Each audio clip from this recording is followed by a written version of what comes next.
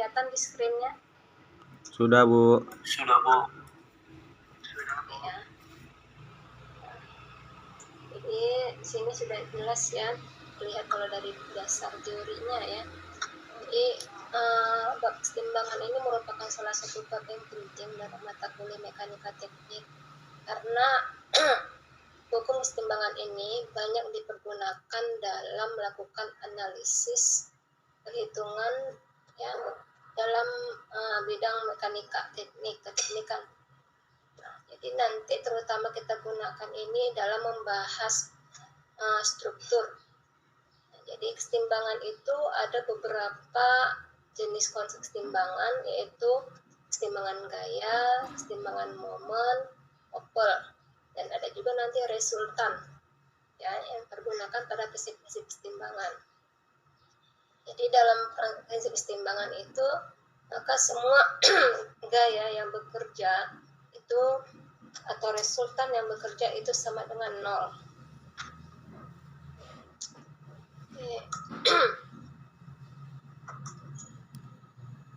Jadi prinsipnya adalah semua gaya yang bekerja di dalam sistemnya itu disamakan dengan 0. Ya.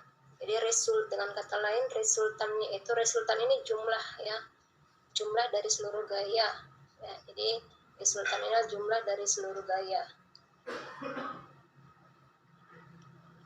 Jadi jumlah gaya gitu ya, atau sigma F. Berarti di sini ingat bahwa gaya itu merupakan besaran vektor. Jadi sini tentu saja berpengaruh ya arah. Ya, jadi kalau dia dikatakan jumlah gaya, berarti termasuk dari situ. Misalkan kalau arahnya ke arah sumbu negatif, maka dia harus melakukan pengurangan. Nah, begitu pula dengan momen. Kalau momen di sini adalah jumlah momen atau jumlah kopel juga bisa sama dengan 0. Ya, kalau di momen kita kemarin sudah bahas ya. Dia dikatakan positif kalau dia searah dengan jarum jam. Dikatakan positif, dan dia akan dikatakan negatif kalau dia berlawanan dengan jarum jam. Kalau pada gaya dia dikatakan positif kalau searah sumbu X positif ke kanan, dikatakan positif kalau sumbu X-nya ya ke kanan. Kalau untuk sumbu Y dia dikatakan positif, sumbu Y positif itu kalau ke atas itu lumrahnya, kecuali nanti di soal disebutkan posisi sumbunya. Ya, misalkan posisi sumbunya dibuat miring seperti ini X lalu ini Y, maka kita ikuti ya aturan pada soalnya ya. Tapi pada umumnya dia sumbu X positif ke arah kanan, sumbu Y positif ke arah atas. Nah, hukum-hukum keseimbangan ini banyak sekali digunakan ya dalam penyelesaian masalah-masalah mekanik. Ya. Nah, di dalam keseimbangan ini nanti kita akan melibatkan yang namanya diagram benda bebas, free body diagram. Jadi benda bebas ini merupakan satu-satunya tahapan terpenting dalam penyelesaian persoalan mekanika. Karena kalau kita ketahui sebenarnya kita katakanlah alat-alat teknik ya, itu kompleks, bagian-bagiannya banyak ya. Misalkan alat pengepres ya, atau alat penggiling, kita kata alat penggiling telur misalkan, penggiling tepung, plate bermil gitu ya. Nah, di situ ada bagian rotornya, ada bagian poros gitu ya, ada bagian pulinya. Jadi banyak bagian-bagian yang melekat pada alat itu. Nah, ketika membahas mekanika teknik, ya untuk mempermudah kita dalam penyelesaian analisisnya, perlu kita gambarkan diagram benda bebasnya. Ya. Jadi dia di benda bebas ini, di sini bagian yang ingin kita bahas ya, bagian yang ingin kita bahas itu harus kita lepaskan dari bagian lain yang memiliki kontak ya. Jadi dia hanya gaya yang terlibat langsung kepada benda itu yang kita gambarkan. bagian-bagian lain yang tidak terlibat kontak gaya langsung, maka itu kita lepaskan dari bendanya, maka dikatakan diagram benda bebas. Bisa kedengaran suara saya? Bisa Bu. Ya. Nah di sini ada sistem pemisahan sistem mekanis ya. Jadi aksi mekanis dari gaya-gaya dalam analisis 2 dimensi. Kalau kita lihat pada gambar yang di sebelah kiri, ini pada kolom sebelah kiri ini adalah tipe sentuhan ya ataupun asal gayanya. Kemudian yang di sebelah kanan ini adalah aksi benda yang harus dipisahkan. Yang kata lain free body diagramnya ya dari benda yang ada di sebelah kiri. Nah, kita ambil contoh pada gambar 1 ya. Nah, di situ ada tali ya, tali yang digunakan untuk menarik beban ya.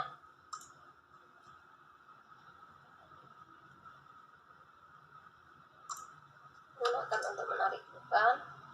Jadi si tali tersebut pada bagian ujungnya ya, pada bagian ujungnya dia terikat pada dinding. Nah di sini ada kondisi di mana ya gambar yang pertama itu adalah talinya itu fleksibel ya. Yang kedua juga fleksibel, sabuk rantai gitu ya, itu tali fleksibel. Cuma pada gambar pertama kondisi berat kabelnya diabaikan. Pada gambar kedua berat kabel tak diabaikan. Pada saat kapan dia diabaikan, pada saat kapan tidak diabaikan. Nah, berat kabel itu diabaikan pada saat beratnya itu jauh lebih kecil daripada gaya yang dikenakan padanya. Atau dengan kata lain, beratnya itu tidak signifikan terhadap gaya yang dibebankan padanya. Jadi dia tidak mempengaruhi, ya, tidak mempengaruhi. Jadi kalau berat kabel yang tidak diabaikan, itu jika berat dari kabelnya, ya, itu cukup besar, ya, cukup besar. Jadi dia kalau dia diabaikan, maka akan berpengaruh terhadap besar gayanya sebenarnya, ya. Maka jadi ada dua kondisi. Nah, jadi kalau misalkan kabelnya itu hanya 10 gram gitu kan, tapi beban yang ditahannya itu misalkan 1 ton gitu. Jadi jauh ya. Atau misalkan yang itu jadi kabel tipis tapi dia kuat baja gitu ya. Nah, jadi dia bisa diabaikan karena memang dia nilainya sangat kecil dibandingkan dengan beban yang diberikan padanya ya. Jadi pada kondisi pertama tadi, pada berat kabel yang diabaikan, kalau kita lihat di sini ya, di sini ada sudut theta yang terbentuk antara si kabelnya terhadap salah satu sumbu ya, dalam hal ini sumbu X-nya kita sebutkan sebagai theta. Nah, kemudian pada gambar kedua di sini juga ada theta, cuma berbeda cara penggambarannya. Pada gambar pertama si kabelnya itu diibaratkan seperti garis yang harus lurus, sehingga penggambaran untuk sudut tetanya kita ambil aja garis yang menyentuh paling banyak pada kabelnya ini, dia kan lurus, pada garisnya kan lurus dia. Sedangkan pada gambar kedua kabelnya itu melengkung, sehingga ketika menggambarkan sudutnya tarik garis dari sumbunya, kemudian ambil garis yang banyak bersentuhan dengan kabel, baru tarik garis lurus. Nah, itu cara menggambarkannya ya. Nah, dapatlah sudutnya yang ini. Nah, dibandingkan dengan gambar yang pertama, gambar yang kedua ini lebih besar sudutnya ya. Nah, jadi kalau kita gambarkan diagram benda bebasnya, kita lepaskan si benda yang dikenai oleh gaya tersebut dari benda-benda lain yang tidak memberikan gaya secara langsung terhadap benda. Apa itu dalam hal ini?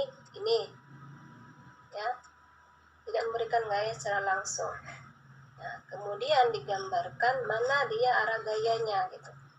Jadi kita gambarkan si balok itu tadi ini ya, balok yang ditarik tadi kita gambarkan menjadi benda sembarang seperti ini ya, tidak perlu detail, hanya bagian yang dikenakan saja yang kita ambil di situ. dikenakan gaya. Lalu kita gambarkan kembali mana gaya tariknya. Ini dia. Gaya tarik kita lambangkan sebagai T, ya. Sebagai T, ini juga sebagai T.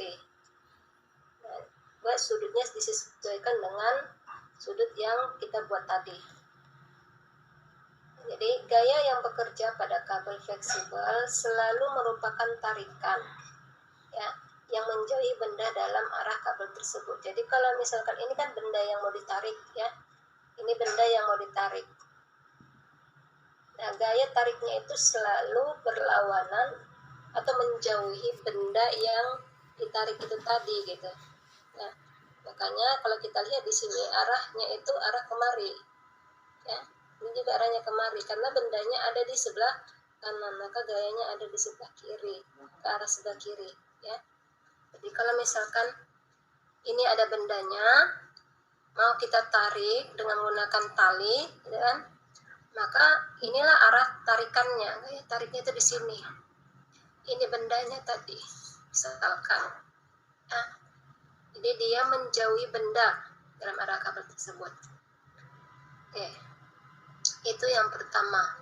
Lalu yang kedua, pada permukaan licin. Nah, di sini jika terdapat sebuah benda, ya, yang berada pada permukaan licin seperti ini, ya, dengan kata lain di sini tidak melibatkan adanya gesekan, ya, atau gesekannya sama dengan 0. Gesekannya tidak ada di sini, ya. Nah, jadi kalau penggambaran seperti ini melepaskan bendanya itu kan benda yang langsung. Itu adalah ini, kita gambarkan, makanya dibuat seperti ini, ya, benda sembarangnya bentuknya. Kemudian permukaannya itu kita ambilkan mana bagian yang kena sentuh banyak, ya, inilah dia bagiannya, ya kan. Nah, jadi inilah kita gambarkan dengan garis putus-putus, ya. Kemudian gaya yang bekerja pada benda tersebut karena tidak adanya gaya geseknya, maka di sini kita ambilkan hanyalah gaya normal. Nah, gaya normal itu adalah gaya yang tegak lurus dengan permukaan. Nah, lihat di sini, ya. Maka ini adalah gaya normalnya tegak lurus ini. Dan arahnya ini ke atas, ya. Jadi gaya normal itu arahnya menuju ke permukaan yang kena sentuh itu tadi. Ya, menuju ke atas. Jadi kalau misalkan misalkan di sini, ya, nah, bendanya, maka gaya normalnya itu arahnya ke atas, ataupun sering juga kita menggambarkannya begini, ya, ke atas dari sini. Masalah karena arahnya tetap ke atas, ya. Oke, selanjutnya untuk permukaan yang kasar, ya, jadi di sini dengan kata lain terdapatnya gaya gesek. Ya, ada komponen tangensial atau gaya gesek di sini. Jadi di sini berlaku dua buah gaya. Jadi bukan hanya gaya normal saja seperti ini, ya. Di sini berlaku gaya normal dan juga gaya gesek kita lambangkan sebagai F. Jadi karena ada dua buah gaya yang berlaku di sini, gaya normal dan gaya gesek, maka akan ada resultan gaya. Ya, resultan gaya atau jumlah gaya, ya, sigma F. Sigma F. Atau kita sebut juga sebagai resultan, ya. Nah, akan ada resultan gaya. Resultan gaya dari mana? Resultan gaya dari komponen tegak lurus dan komponen tangensialnya, ya. Jadi kita jumlahkan. Nah, karena dia bentuknya satu ke arah ini, satu lagi ke atas, berarti jumlah gayanya ini, ya, ada resultannya itu adalah akar dari F kuadrat ditambah N kuadrat, ya, karena dia segitiga siku, ya, jadinya, ya, trapezoidal, ya, rumusnya. Nah, jadi kita menggunakan rumus segitiga siku karena dia arah normalnya kan ke atas ini, ya, N, kemudian satu lagi yang F-nya itu, ya, arahnya itu kemari, ini F-nya, ya, sama ini F-nya, ya, berarti resultannya ini, ya. Nah, maka kalau seperti itu kita gunakan rumus segitiga. Bentar, ya, ada yang masuk.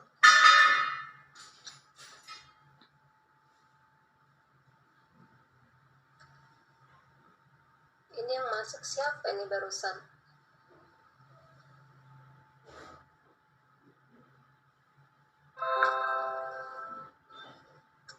Izin Bu, saya Bu. Apa? Ibu Maulana Nasution Bu, NIM 018. Oke. Kita lanjutkan ya. Jadi ada dua buah gaya. Jadi karena dia permukaan kasar, kalau permukaan licin hanya satu gaya saja. Gaya normal. Tapi kalau permukaan kasar, selain gaya normal, ada juga gaya gesek. Oke, rasa tidak terlalu sulit sampai sini. Kemudian kita lanjutkan untuk tumpuan geser. Nah, kalau kita menggambarkan diagram beda untuk tumpuan geser, kalau kita lihat di sini ada satu benda, lalu di sini ada roll, ya ada kita katakan seperti guli ya, roda, guli lah ya, guli di bawah benda. Kemudian di sini ada apa namanya, tumpuan yang dia bisa bebas bergerak ya. Ini bisa bebas bergerak di lantainya, ini kita lihat di sini ya, lantainya tidak ada bagian yang ditumpu mati di sini ya, dia bisa bebas bergerak. Itu juga yang ini ya, ini bebas bergerak pada bagian lantainya, ini juga bebas, yang ini bebas ya. Nah kemudian ini juga bebas berputar ya, bebas berputar. Jadi dengan kata lain tidak ada tumpuan mati di sini. Ini juga bebas bergerak. Nah karena dia bebas bergerak ya, tidak ada bagian yang dikunci, jadi di sini kita membuatkan diagram benda bebas, yaitu tadi kita buatkan dulu bendanya tadi bebas sembarangnya. Nah untuk gaya yang bekerja tadi ini mirip ya, atau sama seperti pembuatan gaya pada permukaan yang licin. Jadi hanya gaya normal saja yang berlaku di sini ya, hanya satu gaya saja berlaku, yaitu gaya normal. Jadi gaya normal atau gaya yang tegak lurus terhadap permukaan tumpuan ya, dimana tumpuannya gambarkan tegak lurus situ. Oke, itu ya. Jadi untuk benda tumpuan geser. Nah kalau dia pengarah luncur bebas seperti ini, jadi dia pengarah, kalau kita lihat, sering kita lihat ini pada timbangan ya, ini kan ada pada timbangannya, timbangan yang konvensional ya, pakai pembuat berat gitu ya, digeser-geser di slide ya, kiri kanan bisa digeser. Ini juga seperti itu, bisa di slide ya. Maka leher atau peluncur bebas bergerak sepanjang pengarah licin, jadi pengarahnya ini licin, hanya dapat memikul gaya yang tegak lurus dengan pengarah saja. Jadi kalau kita lihat di sini, karena dia ini pada bagian atasnya misalkan diberikan beban, otomatis bagian yang bersentuhan ini, yang disinilah yang mengalami pembebanan, maka akan ada gaya normal di situ. Nah, kayak digambarkan seperti ini. Kenapa di bagian situ? Karena ini yang mendapatkan pembebanan secara langsung, ya. Kemudian yang ini, ya, bagian yang di sini yang mendapatkan pembebanan secara langsung, karena ini kan tumpuan, ya. Ada tumpuan di sini, sudah. Kemudian dia ini bentuknya slide, ya, sliding. Nah, jadi yang bagian mendapatkan pembebanan secara langsung itu di bagian sini saja. Maka dibuat sini gaya normalnya di sini posisinya.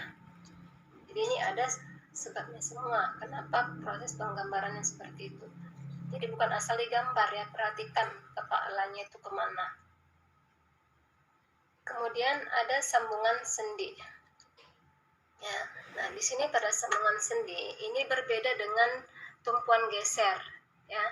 Sorry, ada itu di gambarnya. Nah ini berbeda dengan tumpuan geser. Kalau tumpuan geser, ya, kita lihat di sini dia bebas bergerak, ya. Contohnya nih, ya, ini bebas bergerak yang ini. Ini bagian ini nggak ada diikat, ini juga nggak diikat, nggak dijepit ya. Dia dijepit pun tapi dia bebas bergerak kiri kanan ini nih, atas bawah ya, bergerak atas bawah, dan ini bisa bebas bergerak kiri kanan ini ya. Sedangkan pada sambungan sendi, kalau kita lihat pada bagian bawahnya ini dia ya dibuat kaku, dibuat dijepit ya, sorry, bukan buat kaku tapi dijepit mati istilahnya ya, di Kalau dalam hal ini dia diklaim mati di sini, tidak bisa bergerak sama sekali, ya diam. Dan kemudian pada bagian yang ini, ya di sini ada dua kondisi, ya ada dua kondisi, dia bisa bebas berputar, ya atau dia dibuat tidak bisa bebas berputar atau dibuat mati di sini, ya dibuat mati. Jadi ini batang yang ini dibuat nggak bisa bergerak sama sekali atau kaku. Jadi ada dua kondisi. Nah, untuk kedua kondisi itu tadi, ya jadi kondisi yang pertama itu dia dijepit di sini, ya dibuat di sini tidak bisa bergerak sama sekali. Kemudian yang kedua itu kondisinya di sini dibuat bisa berputar. Lalu kondisi yang satu lagi ini dibuat dijepit, lalu di sini dibuat tidak bisa berputar. Jadi ada dua, ya, sendinya bebas berputar dan sendi yang tidak bebas berputar, ya. Nah, di sini sambungan sendi mampu memikul gaya dalam arah sembarang pada bidang yang tegak lurus terhadap sumbunya. Biasanya dijelaskan sebagai dua komponen gaya Rx dan Ry. Nah, sendi yang tidak bebas berputar juga dapat memikul kopel M. Oke. Jadi untuk yang bebas berputar, ya ini hanya ada dua gaya yang berlaku di sini, ya. Jadi ada dua buah gaya yang bisa bebas berputar karena dia bisa bebas berputar, atau dia kita buat seperti ini, ya. Ini dia kondisinya dia miring, ya, dan di sini dia kaku, ya. Di sini kaku lah kita bilang, rigid, tidak bebas di bagian bawah. Lalu di bagian sini dia bebas berputar gitu. Jadi ada dua buah gaya, ya, gaya pada sumbu X dan gaya pada sumbu Y. Kenapa di bagian sini kita yang contohnya yang pada bagian tumpuan geser ini hanya satu buah gaya, itu gaya normal? Karena pada bagian alasnya ini di sini ada roll yang dia membuat dia bisa bebas bergerak kiri kanan, sedangkan pada bagian ini dia tidak bisa bergerak sama sekali ke kiri kanan. Makanya di sini kita ada dua buah gaya yang berlaku, yaitu sumbu X dan sumbu Y, ya. Nah, kemudian ini kondisinya bebas berputar. Lalu untuk yang kondisi kaku, ya, si tumpuan yang di sini ini akan memberikan reaksi, ya, terhadap kopel yang mungkin terjadi pada bagian batang. Jadi di sini bukan hanya ada dua buah gaya saja, tetapi ada satu kopel, ya, untuk sendi yang tidak bebas. Nah, jadi untuk menggambarkan arah dari sumbu Rx maupun Ry-nya ini, ya, kita lihat pada gaya yang diberikan padanya. Misalkan, ya, gaya yang diberikan itu adalah, misalkan ini, ya, saya ambil contoh, ya, misalkan ini seperti ini, ya. Nah, ini si tumpuannya ini tadi, si batang ini fungsinya untuk menarik, ya, menahan dari tarikan, ya. Menahan dari tarikan ini, misalkan menarik satu benda di atas, maka kita menggunakan hukum aksi reaksi, ya. Karena dia ditarik ke atas ke arah kanan, maka reaksinya dari gaya tersebut adalah ke arah bawah, ya, kanan, kemudian ke arah kiri. Nah, inilah reaksinya, membuatkan gambar gayanya, vektornya. Jadi, kalau kita tarik dia ke arah kanan atas, reaksinya ke arah kiri dan ke arah bawah. Nah, kalau misalkan, ya, dia seperti ini, ya, gambarnya seperti ini. Lalu ini untuk menahan beban yang ada di atas. Dengan kata lain, beban itu akan menekan tumpuan ini, ya, ke arah bawah. Otomatis reaksinya ke arah mana reaksinya nih? Sumbu X-nya ke arah kiri atau ke arah kanan? Ke arah kanan, Bu. Ke arah kanan. Kalau sumbu Y? Ke atas, Bu. Ke atas. Udah paham, ya? mengenai arah. Jadi kita lihat dari situ. Nah, terkadang pemberian arah ini nanti tidak pas dengan hasil dalam perhitungannya. Nah, itu nanti bisa kita ubah karena bisa saja itu akibat total gaya yang berlaku pada benda tersebut. Tetapi untuk penggambaran awal kita sesuaikan dengan gaya yang dikenakan padanya. Ya. Saya hapus dulu ya, biar nggak banyak kali sudah kata. Oke, kita lanjutkan. Sekarang,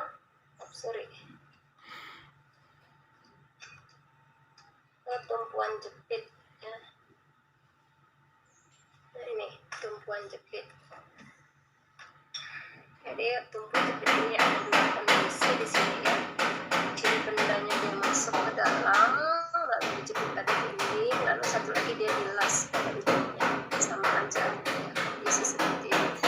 Maka diagram benda bebas itu kita gambarkan bendanya dari sembarang, kita lepaskan dindingnya dari situ, kita lepaskan dia, lalu kita gambarkan gayanya. Kalau dia bendanya seperti ini model penjepitannya, maka akan ada di situ gaya aksial F ya. Kemudian gaya gesernya kita buat sebagai V di sini, gaya geser. Jadi gaya geser ini kan untuk melawan ya geserannya itu tadi ya, pembebanan itu tadi. Kemudian gaya geser F ya, mengikut gaya aksial. Kemudian ada couple juga di sini ya. Jadi mengenai arahnya kita buat dulu seperti ini. Nanti untuk mengenai arah bisa kita rubah. Kalau dia negatif ternyata hasilnya, maka kita balik arahnya. Oke, kemudian untuk tarikan gravitasi ya. Untuk gravitasi, misalnya ada sebuah benda memiliki massa M, otomatis gaya gravitasinya pastinya ke bawah ya, lurus ke bawah mengarah pusat bumi. Lalu ada lagi aksi pegas, nah, seperti pada gambar ini ya.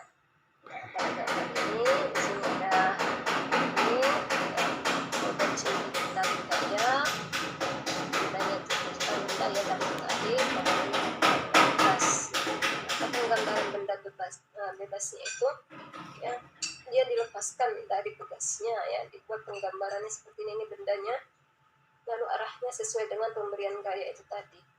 Nah, di sini cuma besar itu K kali X gitu ya. Ada di sini kekakuan K, merupakan gaya yang diperlukan untuk mendeformasikan pegas ya.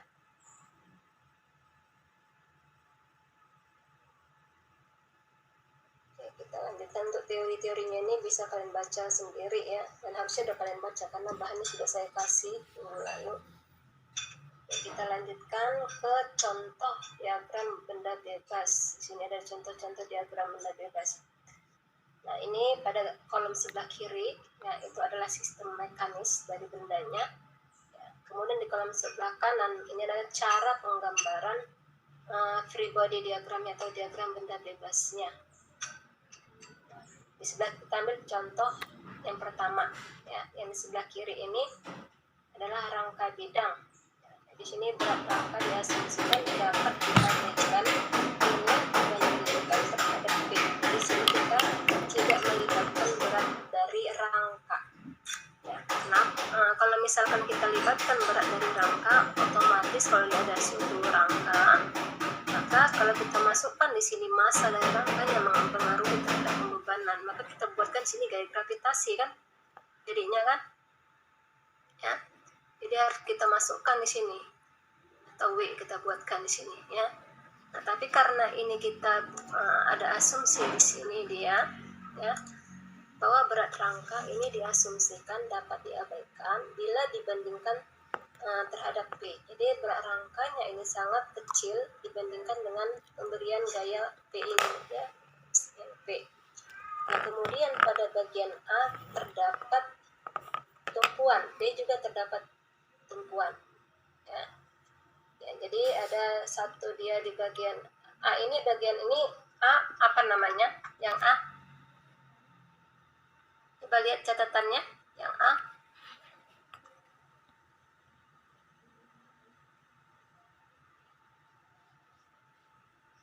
apa namanya? Yang A, bentuk yang A itu Sambungan sendi, Bu. sambungan sendi. Yang B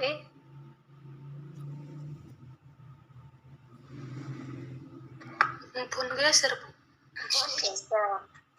Kemudian saya tanya, kalau untuk kondisi yang B ada berapa gaya yang berlaku di situ? 1, Bu. 1, Bu. Apa?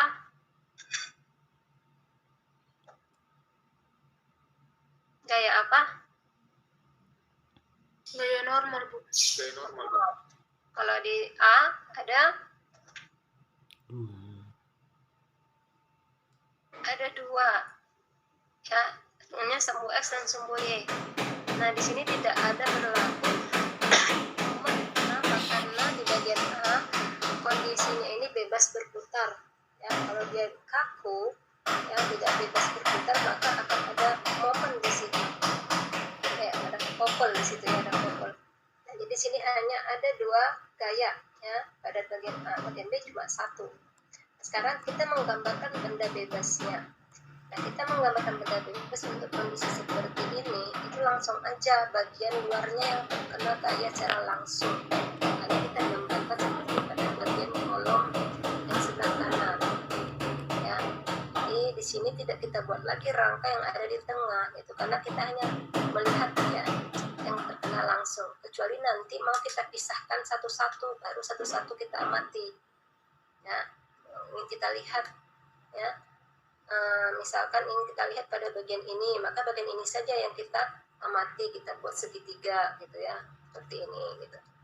Lain, tapi karena ini secara keseluruhan, maka kita lepaskan gambar yang ini, kita hilangkan dari situ. Ya, ini.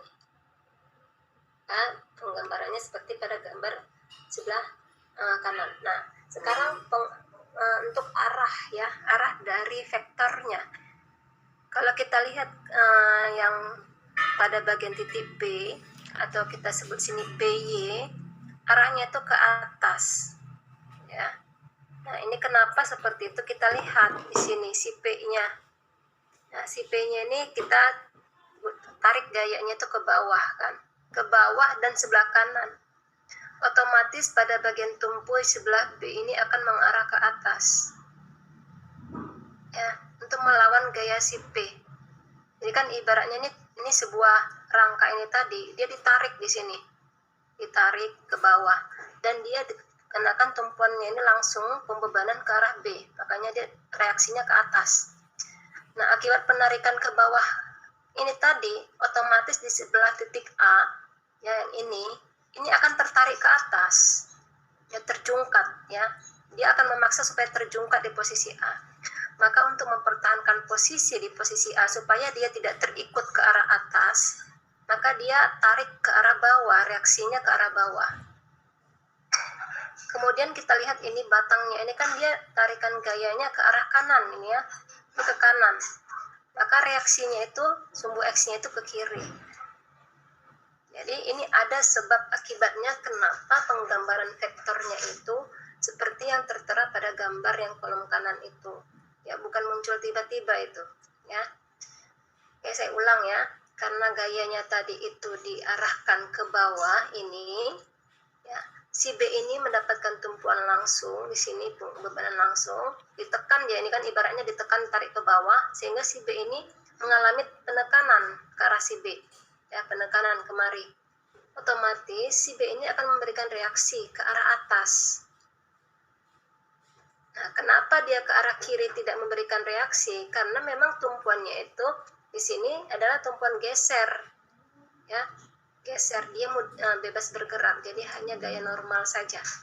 Sedangkan pada bagian A, karena dia ditarik tadi di sini, ya, bertumpu langsung kepada si B, ya, si A ini akan seolah-olah ditarik ke arah atas gitu, seolah-olah ditarik ke arah atas karena ditarik kemari tadi. Ya, bisa dibayangkan itu ya, otomatis dia akan memberikan reaksi ke arah bawah. Nah, sedangkan di sumbu X-nya, karena dia tarik ke arah atas dan dia ke arah sebelah kanan, maka dia akan memberikan reaksi ke sebelah kiri. Jadi itulah sebabnya gayanya ini untuk sumbu X ke sebelah kiri, sumbu Y pada si A-nya itu ke arah bawah. Ya. Oke, kita lanjutkan pada gambar yang kedua. Pada balok cantilever. Sebenarnya balok-balok ini banyak ya, banyak tentang balok. Cuma kita ambil contoh di sini balok cantilever yang pada salah satu ujungnya itu dijepit ya. Modelnya seperti ini, banyak model-modelnya. Nah, kita buatlah ini contohnya. Nah, di sini si balok itu memiliki massa. Jadi ada catatan di sini. Jadi si balok dengan kata lain pada kondisi yang kedua ini si baloknya ini berat ya, berat. Jadi dia massanya itu tidak boleh diabaikan. Maka ketika penggambarannya ini kan ada bagian penjepitan di sini ya, penjepitan. Maka kita gambarkan dua buah gaya dan satu komponen ya. Jadi di sini ada dua buah gaya yang berlaku, satu gaya geser, satu lagi gaya aksial. Kemudian ada momen. Nah, mengenai arahnya ya kita lihat di sini F3 ini arah ke bawah, kita gambarkan dia ke bawah. F2 juga seperti itu, F1 seperti itu. Nah, akibat pemberian ketiga gaya ini yang arahnya ke bawah ya, arahnya ke bawah, maka kita butuh suatu gaya ya untuk menyeimbangkannya. Makanya kita buat di sini arah V ini ke atas. Sudah. Lalu kemudian karena si F3 ini arahnya ke kanan ya dan bawah, kita butuh sebuah gaya untuk menyeimbangkannya ke arah kanan. Maka si komponen gaya aksialnya yang kita buat ke arah kiri. Ya. Lalu si gaya ini, tiga gaya ini F1, F2, F3 kemudian di sini ya. Dia ini kan ke bawah semua, otomatis kan gayanya ke arah bawah semua ya. Maka kita akibat gayanya yang ke arah bawah ini tadi, lalu di bagian sisi di sini dia dijepit, otomatis gayanya itu momennya itu kan ke arahnya ke arah sumbu X positif ya kan, menyebabkan pergerakan si baloknya ini ke arah sumbu X ke arah jarum jam ya, searah jarum jam. Maka kita butuh sebuah momen untuk menahan gaya tersebut gitu, supaya dia tidak menahan ke arah jarum jam. Jadi butuh reaksi dari momen pada titik ini. Makanya kita buat yang dia berlawanan dengan arah jarum jam di sini momennya. Makanya dibuat momennya arahnya kemari. Ya. Karena akibat dari F1, F2, F3 dia arahnya ke sana gitu. Maka kita buatkan arah dari momennya di sini itu arahnya ke berlawanan jarum jam. Kemudian si baloknya tadi memiliki massa. Otomatis di sini kita punya W yang arahnya ke bawah ke pusat bumi karena gaya gravitasinya. Nah, ya jadi ada sebabnya kenapa arahnya seperti itu. Kemudian yang ketiga,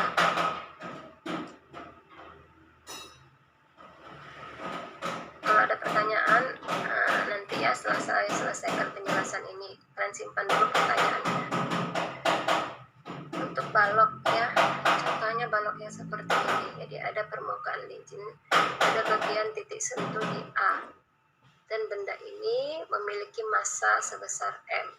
Berarti akan ada di sini gaya gravitasi. Lalu pada bagian B-nya di sini diberikan gaya sebesar P. Kemudian di titik yang di sini ya, ini diberikan opol ya, M. Nah, jadi kita pindahkan dulu bendanya, benda bebasnya kita buat. Jadi hilangkan bagian lain yang melekat yang tidak terlibat secara langsung.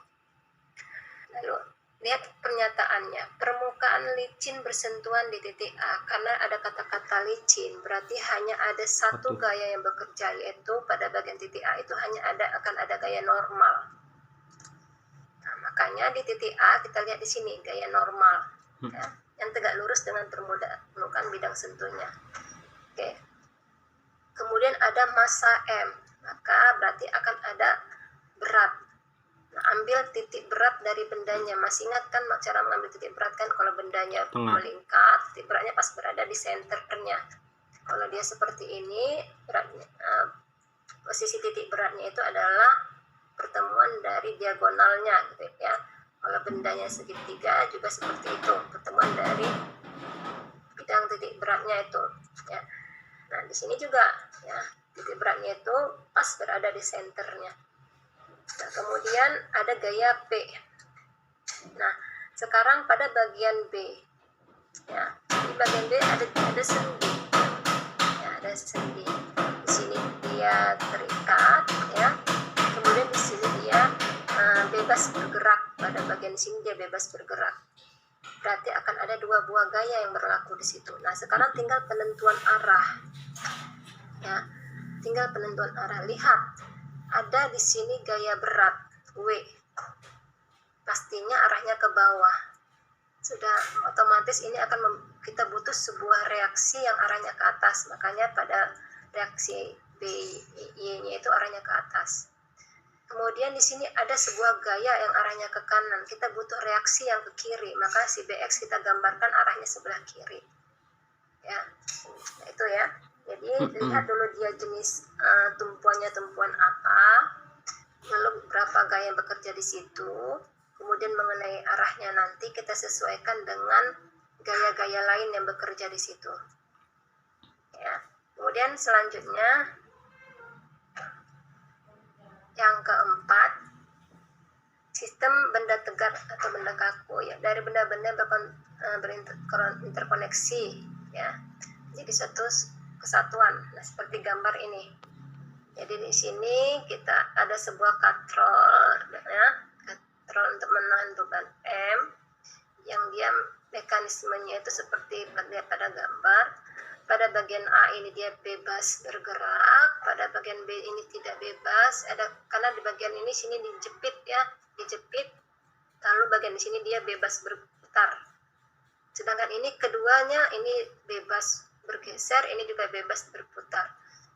Maka pada bagian A itu hanya satu gaya, pada bagian B ada dua buah gaya. Mengenai arahnya kita lihat nanti berdasarkan gaya yang kita berikan padanya. Gayanya ke arah sebelah kiri, otomatis harus ada gaya untuk menyeimbangkannya, yaitu ke sebelah kanan. Makanya si BX-nya ke sebelah kanan. Kemudian di sini ada benda bermassa M, maka akan dia punya gaya W yang arahnya ke bawah. Kita butuh penyeimbangnya, makanya kita buatkan arahnya ke atas si BY-nya. Ya. Kemudian si benda ini tadi ditarik ke arah kanan, ditarik ke bawah. Maka di tumpuan A juga kita butuh penyeimbangnya ke arah atas. Itulah sebabnya kenapa arah-arah vektornya seperti ini.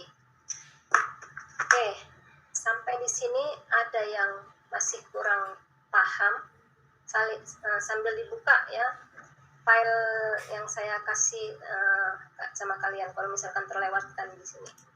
Jadi bisa kalian buka, misalkan kalian kurang paham bisa kalian tanyakan sebelum kita lanjutkan ke bagian yang lain.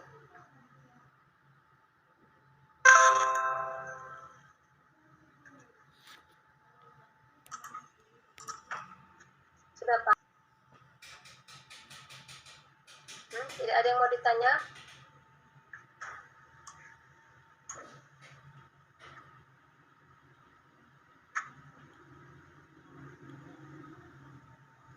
Penjelasannya itu ada pada teori ini. Kalau kalian mau membaca, ya, silakan bacalah.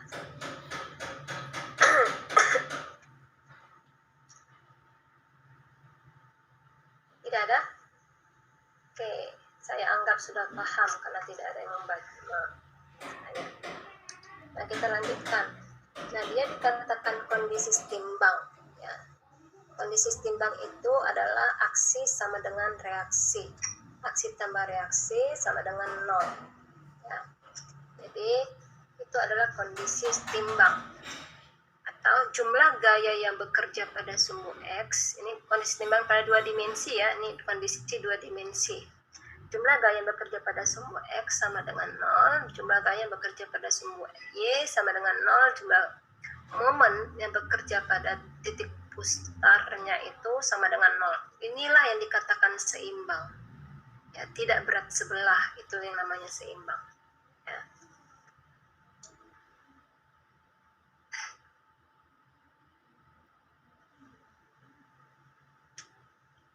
Nah, contohnya nih ada benda, ya, ada 4 buah, 1, 2, 3, 4 yang sejajar. Ya, maka di sini hanya ada sigma X, ya, dan sigma Z. Ini, ya. Ini bisa kalian baca sendiri ya, karena teorinya sebenarnya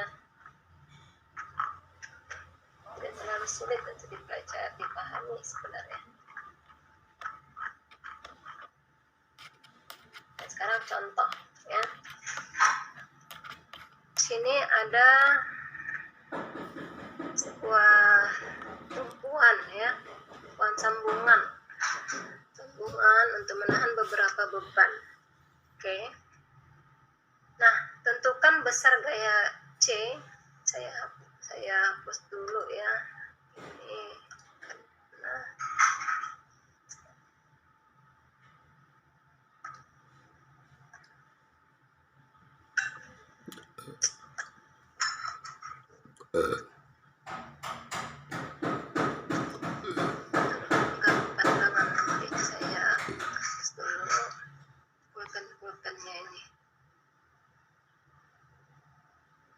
Oke, ya. Jadi di sini ya, kalau kita lihat,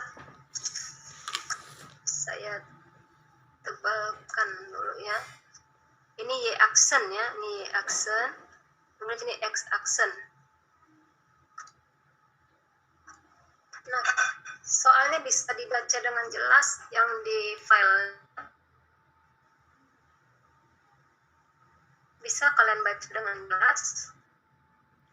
Bisa, Bu. Oke. Nah, di situ ada 1, 2, 3, 4, 5 gaya yang bekerja pada sambungan ya. Dan ada 2 buah gaya yang tidak diketahui besarnya, yaitu C dan T. Ya, jadi ingin menentukan berapa besar nilai C dan T ya, pada sambungan ini. Nah, sambungan ini bekerja untuk menahan ya kelima gaya tersebut sehingga dalam kondisi setimbang. Kalau dia tidak setimbang, berarti akan ada bagian penahan atau batangnya ini tadi, sambungan ini yang putus gitu ya, atau tertarik ke arahnya. Tapi di sini kondisinya setimbang. Kalau kita katakan kondisi setimbang, berarti jumlah gaya yang bekerja itu sama dengan 0, momen yang bekerja sama dengan 0. Itulah prinsip yang kita gunakan dalam penyelesaian ini ya. Nah, di sini kita buat ya, terlihat tulisan pada bagian penyelesaian. Sketsa yang diberikan tersebut merupakan diagram benda bebas, bagian yang dipisahkan dari sambungan yang dibaca menunjukkan 5 buah gaya yang berada dalam keseimbangan. Ya, jadi di sini kita buat penyelesaian untuk menentukan berapa nilai C dan T-nya. Jadi sebenarnya ada beberapa cara penyelesaian yang bisa kalian pilih salah satu yang menurut kalian yang paling mudah. Tak perlu pun semua kalian gunakan, satu aja pun bisa. Mana yang kalian anggap paling mudah. Nah, jadi kita gunakan aljabar skala. Jadi untuk sumbu-sumbu X, Y seperti yang kita tunjukkan pada gambar ya. Di sini ada 3 buah gaya ya, yang diketahui ya besarnya. Ada 2 sudut yang diketahui besarnya.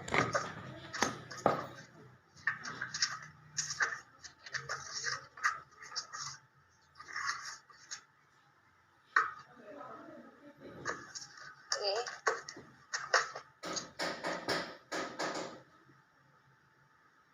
Saya pindahkan dulu ya supaya mudah memahaminya ke whiteboard ya.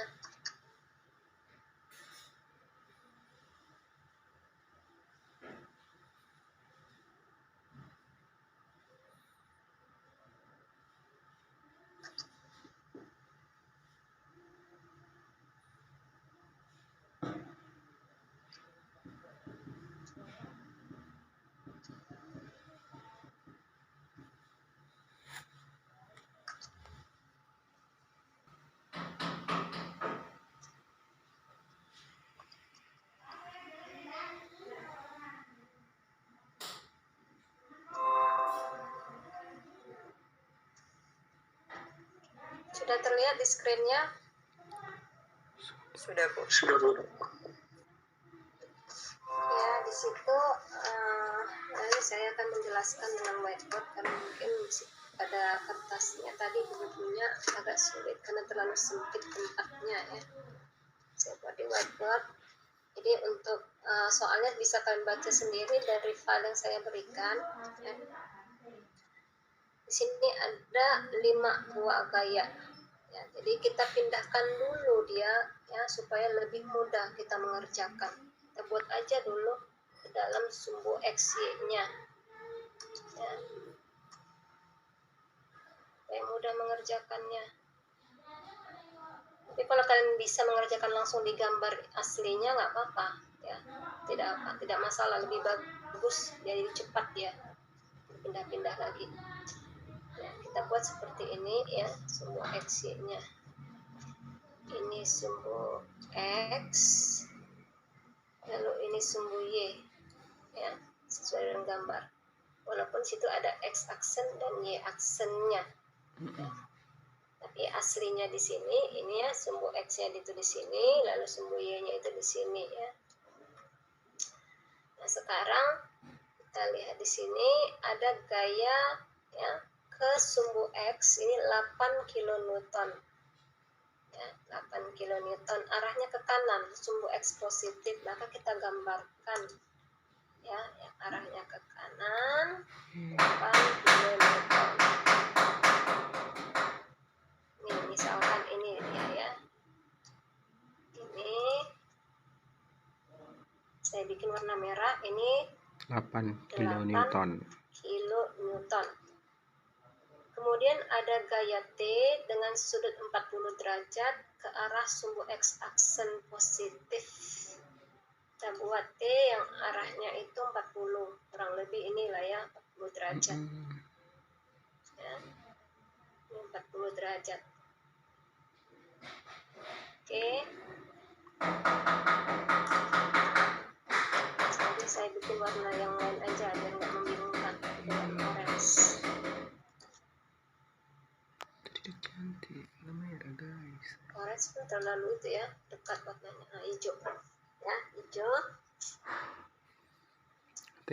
Oke, hijau yang ini besarnya itu T ya, kita nggak tahu dia besarnya berapa, hanya tahu dia T aja ya. Kemudian ada gaya yang 3 kilonewton arahnya ke bawah, berarti di sumbu Y negatif ya. Kita buatkan dia sumbu Y negatif, berarti dia arahnya ke bawah, ini di sini dia ya, inilah dia.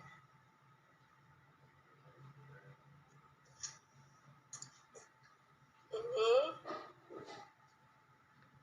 3 kilonewton ya. Kemudian ada lagi yang arahnya ke bawah, si C, dengan sudut 20 derajat ke arah mana itu? Ke arah sumbu Y positif, tapi dia ke bawah gitu. Nah, berarti kalau kita buatkan sudutnya itu ya, ini dia garisnya ya. Ini seperti ini. Ini 20 di sini ya. 20 itu kemari ya. Nanti dia kemarinya juga 20. Ya, 20.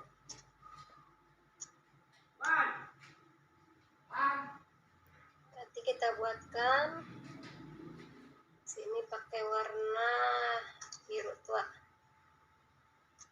Arahnya ke bawah si C-nya. Ini. Ya, 20 derajat. Nah, kalau warna abu-abu, jelas juga kuning. Oh, ini ya. Ini arahnya ke bawah. Ini yang C.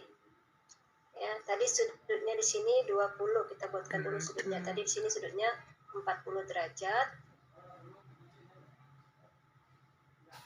20 derajat. Ya, sedangkan ini sudutnya itu 20. Ya, tidak jelas tulisannya ya.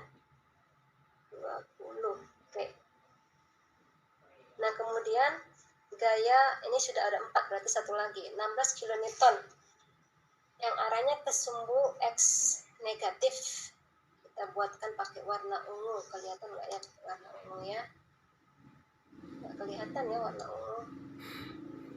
Ini nggak juga. Kuning, Putih. coklat. Warna apa kita buat ya? Biar bisa membedakan. Oh iya.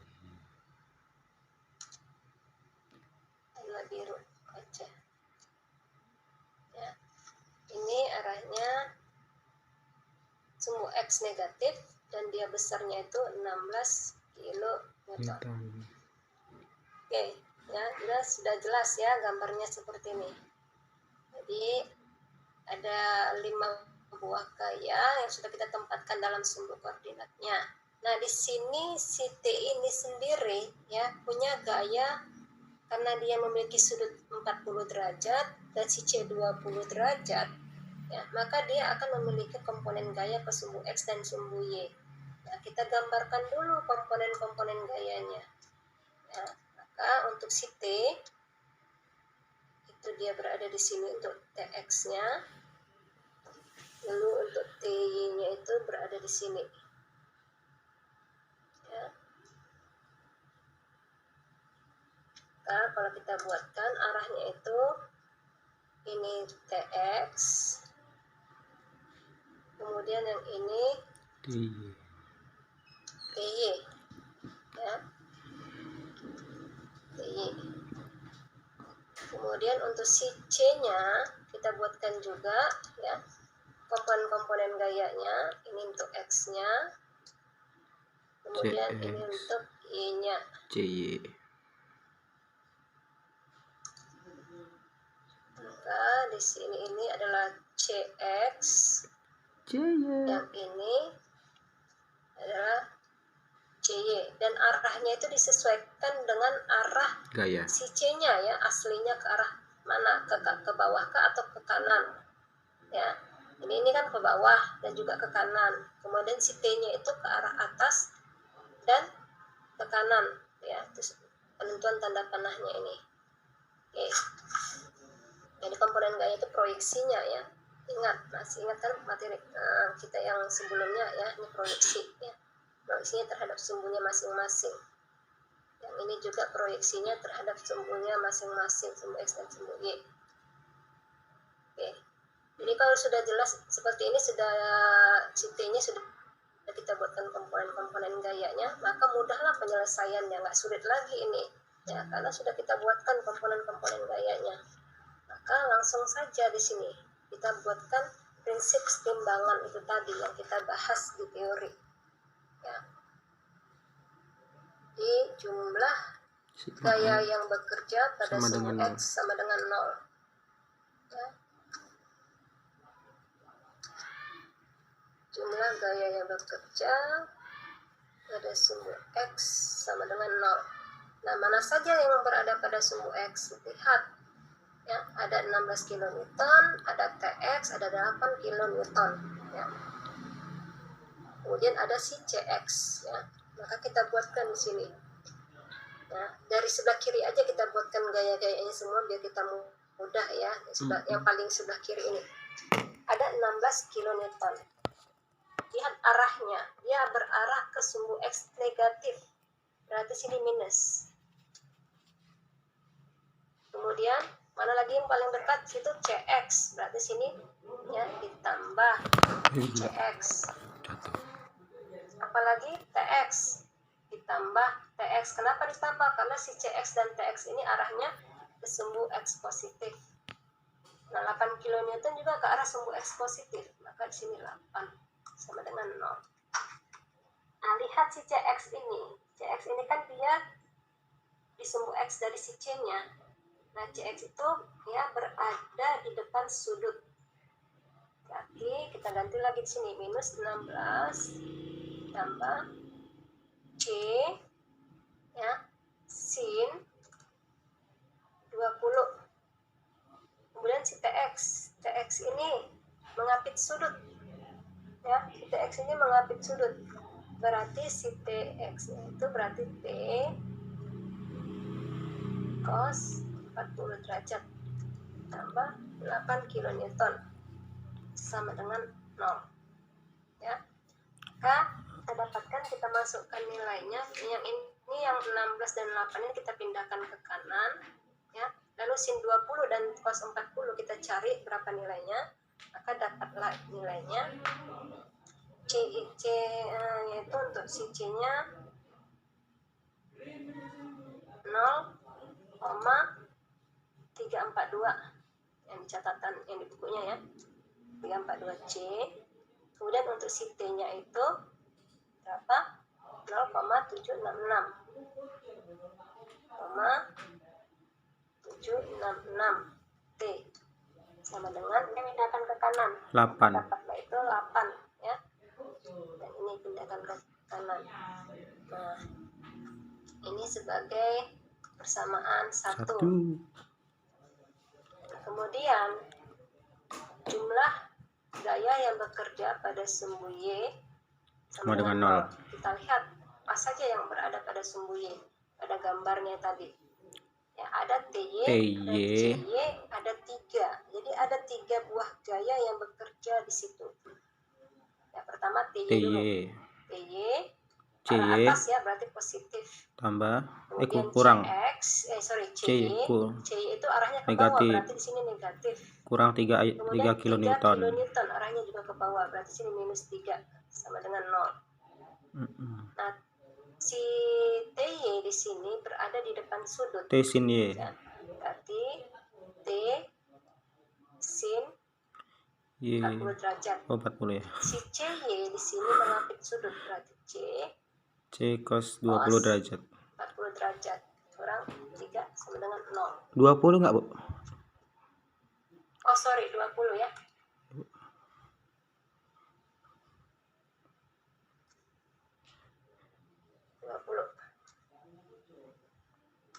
Oke ya, maka kita masukkan nilainya ya. Berarti untuk si C nya itu minus 0,9.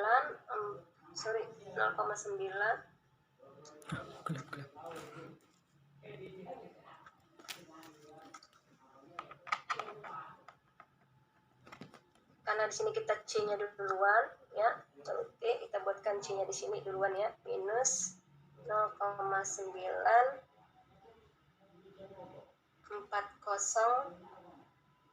C ditambah 0, si T nya 0,7. 0,643